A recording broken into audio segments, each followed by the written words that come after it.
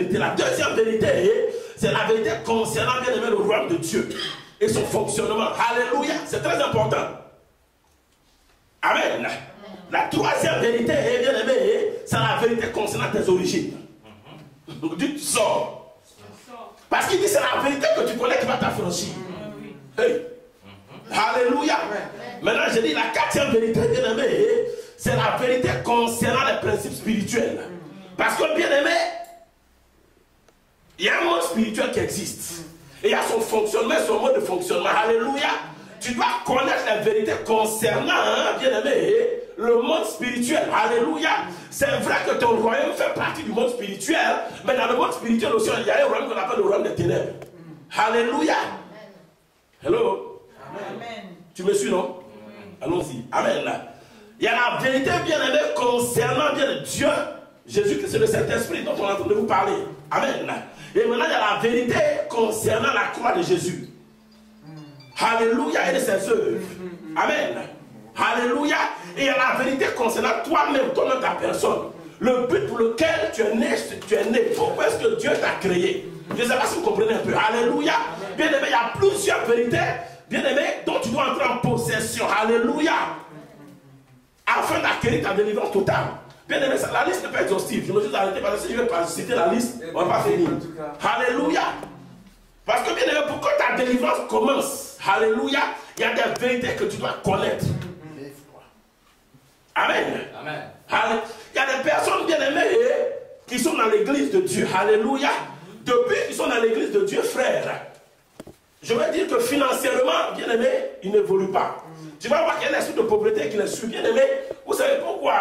Ces personnes ne connaissent pas la vérité concernant, bien aimé, les finances, le fonctionnement des finances dans le royaume de Dieu.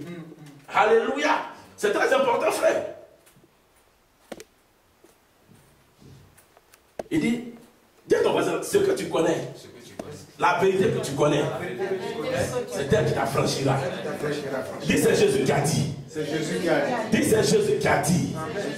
Dis c'est Jésus qui a dit. Maintenant, quelle est la vérité que tu connais? Il y a des gens qui ne connaissent même pas leurs origines. Je vous assure. Ils ne connaissent pas leurs origines. Surtout ceux qui sont nés ici. Oh, je suis né, je suis. J'ai aimé, alléluia. C'est vrai que tu es né ici, mais tu as des origines. C'est très important. Amen. Et il y a des gens qui ne savent même pas pourquoi ils sont sur la terre. Alléluia.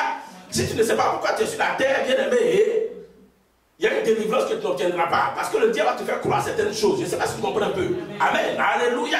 Regardez un gars comme Gédéon. Gédéon ne savait pas pourquoi il était sur la terre. Quand l'ange de Dieu, quand Dieu est apparu à Gédéon, il a commencé à dire, Gédéon a commencé à lui dire, non, moi, ma famille là, ma famille est maudite. Et il a commencé à citer les malédictions dans sa famille. Dieu dit, c'est pas pour ça que je suis venu. Alléluia. Je vais te révéler pourquoi tu es né. Amen. Imaginez-vous quelqu'un qui est né, ou bien une femme qui est née, qui ne sait même pas qu'elle doit être la première dame du pays. Frère, elle va se retrouver sur le trottoir de se prostituer. Parce qu'elle manque certaines sortes de connaissances. Alléluia. Il y a beaucoup de personnes qui sont engagées dans beaucoup de choses, de mauvaises choses, parce qu'il leur manque quelque chose, certaines vérités concernant leur personne. Écoutez, laissez-moi vous dire, quand vous entrez dans l'église, la plupart des membres du corps de Christ, alléluia, ont des problèmes financiers, parce que bien aimé, il y a une connaissance qu'ils n'ont pas concernant leur vie. Si tu sais que tu as appelé, écoutez, comment quelqu'un, l'individu ne sait même pas qu'il a appelé à prospérer, comment vous le faites? La délivrance, ce n'est pas une question d'imposition, mais c'est une question de connaissance. Alléluia. C'est des informations que tu dois recevoir, des données. Alléluia. Bien aimé, est-ce que vous savez que dans le monde spirituel, il y a une donnée? Alléluia. Et des informations que tu dois recevoir. Amen. Pour pouvoir traiter avec certaines situations, certaines choses. C'est pour ça que Jésus a dit la vérité que tu connais. C'est elle qui t'affranchira. Ce n'est pas une histoire de lève-toi, sors, rentre ici, retourne à ma mère. Amen. Mais si vous voulez, on va faire l'expérience. Prenez-le dans toutes les églises, les trois quarts, on va faire sors, fais ci, fais ça. Les mêmes personnes, quand elles arrivent quelque part, on dit levez les mains, bam. Amen. Alléluia. Parce qu'ils ont coupé les feuilles. Ils n'ont pas déraciné l'arbre. Alléluia. Et c'est ça le véritable problème du corps de Christ. Allons dans la Bible. Allons dans Proverbe 11. Dis Seigneur, aide-moi.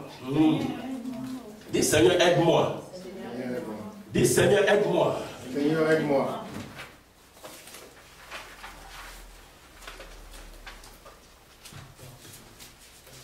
Écoutez, frères et sœurs, regardez-moi, je vous assure. Soyons matures et sortons bien-aimés de la religiosité, ou bien, je dirais moi, du churchisme. Alléluia.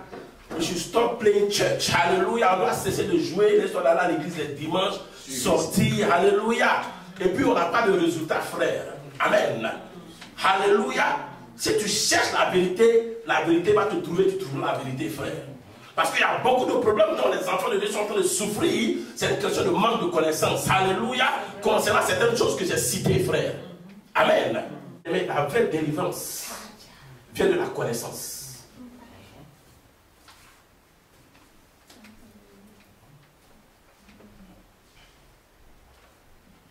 Lisons Proverbe 11, verset 9. Certains parmi vous sont en train de divorcer ou divorcer. Certains parmi vous sont dans des business. Je ne sais pas, alléluia. Vous savez pourquoi? Parce que vous ne savez même pas su. Écoutez, le Seigneur aide-nous. Alléluia. Comment? Qu'est-ce que Dieu a dit à Jérémie? Dans Jérémie 1,10. On va lire ça d'abord. Lisons Jérémie 1,10 et puis après on va continuer. Tu ne peux pas bâtir. Ah, mon Dieu. La parole de Dieu. Oui. Jérémie 1,10. Regarde, je t'établis aujourd'hui sur les nations et sur les royaumes pour que tu arraches. Et que tu abattes. Pour que tu ruines et que tu détruises. Pour que tu ruines et que tu détruises. Pour que tu bâtisses. Pour que tu bâtisses. Et que tu plantes. Et tu plantes. Amen. Donc avant de pouvoir planter, de bâtir et de planter, il faut faire quoi? Il faut abattre, il faut détruire. Oui, comment peux-tu bâtir ta vie sur quelque... C'est ça le véritable problème. Souvent on bâtit nos vies. Bien aimé, si vous voulez regarder parmi vous ici, je vais vous donner des signes. Alléluia, je vais vous donner des signes. Regardez, plus vous évoluez, plus vous êtes en train de prendre de l'âge, vous commencez à ressembler à vos parents. Même spirituellement, financièrement, etc. Tu es en train de sentir, même sur le plan médical, tu es en train de sentir que tu connais ton père. Alléluia. Plus tu t'approches d'un certain âge, tu remarques, oh, ma mère était un peu comme ça, elle était comme... Alléluia. Quelquefois, je ne sais pas si tu comprends un peu. Tu sais pourquoi? Parce que tu n'as pas traité avec certaines choses. Tu n'as pas traité. C'est-à-dire, il y a une connaissance, tu t'es pas encore renseigné, tu t'es pas encore informé. Il y a des informations que tu n'as pas concernant ta famille. Alléluia. Tu as accepté le Seigneur, tu as accepté, c'est fini. Tu pries en langue, tu te lèves, tu dors. Alléluia. Si Jésus a dit, bien-aimé, la vérité que tu connais t'affranchira. Alléluia. Et je te parle de la vérité de tes origines, toi-même, ta personne. Amen. Regardez, une fois, tu te souviens, tu as lu le passage, tu as lu la scène Ézéchiel ou bien, il dit, tu étais Hittien, etc. Tu connais le passage? 6, 16, faut lire. Lisons. C'est dans Ézéchiel, non? Oui, Ézéchiel chapitre 16, verset 6. Voilà, lis. On va lire ce passage. Je vais t'amener en profondeur. Tu vas rebâtir ta vie sur quelque chose de solide. Alléluia. Alléluia. Ézéchiel chapitre 16. Verset 1er. La parole de l'Éternel me fut adressée dans ces mots. Oui. Fils de l'homme. Fais connaître à Jérusalem ses abominations. Tu diras ainsi par le Seigneur, l'Éternel à Jérusalem. Oui. À ton origine et à ta naissance, tu es du pays de Canaan. Ta mère, ton père était un Amoréen. Et ta mère une Étienne. Et ta mère une Étienne.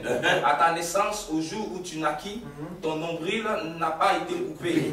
Tu n'as pas été lavé dans de l'eau. Pour être purifié. Pour être purifié. Tu n'as pas été frotté avec du sel. Et tu n'as pas été enveloppé dans du linge. Nul n'a porté sur toi un regard de pitié pour te faire une seule de ces choses.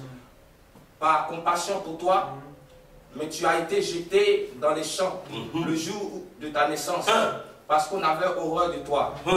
Je passais près de toi et je t'aperçus baigner dans ton Amen. sang. Alléluia, vous avez vu. Dieu est en train de parler. Il dit que bien aimé, il dit à quelqu'un ton problème. Il n'a pas dit à quelqu'un ton problème, c'est que tu ne connais pas tes origines.